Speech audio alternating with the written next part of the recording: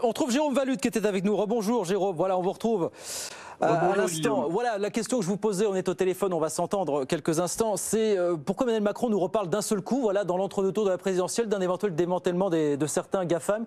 Il en a déjà parlé l'année dernière. Hein. Comment est-ce que vous regardez ça vous, Jérôme, fondamentalement? Je pense qu'en ce moment, il se passe quelque chose à la Commission européenne avec Thierry Breton. Ils ont mis en place ce qui s'appelle le Digital Market Act. Et je pense que ça fait un peu partie de cette action qui consiste à dire qu'il faut qu'on régule ce marché des très gros acteurs. D'ailleurs, ils ne parlent que de Google et de Facebook. Ils ne parlent pas d'Apple, ils ne parlent pas de Microsoft, ils ne parlent pas d'Amazon.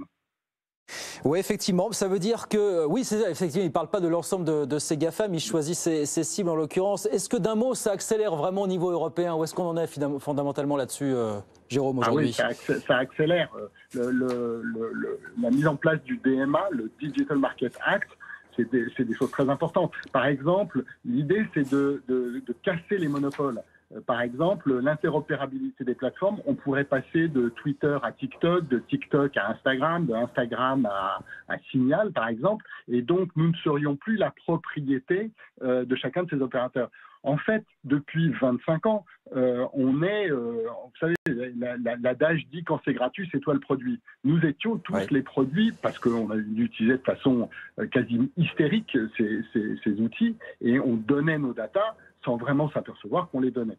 Je crois que ce qui est en train d'arriver, c'est une prise de conscience par les publics, par nous utilisateurs, du fait qu'on donne nos datas et que ces datas ont une énorme valeur. Parce que c'est évidemment le carburant de tout ce qui va se passer dans les années à venir. Ouais, on suivra évidemment les débats autour de ces GAFAM. Effectivement, on sent que les législations sont en train de monter en puissance, de s'affiner. Jérôme, on a une info. Alors, je vous prends un petit peu au dépourvu parce que l'info nous parvient juste à la seconde. Vous avez suivi ce qui s'est passé autour d'Elon Musk et de Twitter.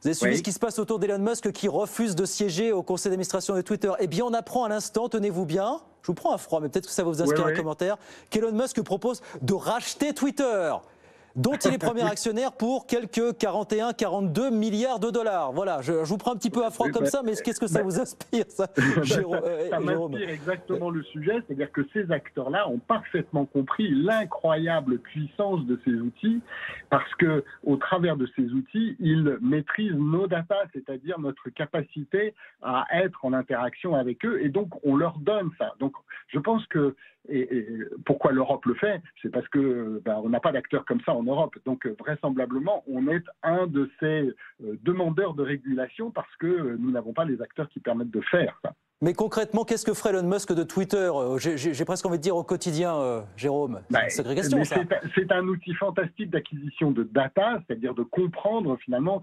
l'ensemble des sujets de conversation. Vous savez, on dit aujourd'hui que les marchés sont des conversations. Ce qui se passe depuis 25 ans, c'est que nous, les publics, finalement, on rééquilibre un peu la relation avec les marques par nos conversations. Maîtriser les conversations, c'est maîtriser le marché. Ouais. Vous l'avez vu venir cette intention d'Elon Musk pour Twitter? Là, il sort du bois, là, concrètement. Il a toujours été très attaché à Twitter. Donc, on peut imaginer qu'effectivement, ils reprennent la main sur le sujet. Et ben voilà, effectivement, cette annonce assez sensationnelle sur laquelle on va revenir bien sûr toute la journée sur BFM Business. Elon Musk qui était donc devenu depuis une semaine premier actionnaire de Twitter avec quelques 9% du capital, qui propose désormais de racheter l'intégralité du réseau social pour quelques 42 milliards de dollars. Merci beaucoup Jérôme, merci d'avoir été avec nous.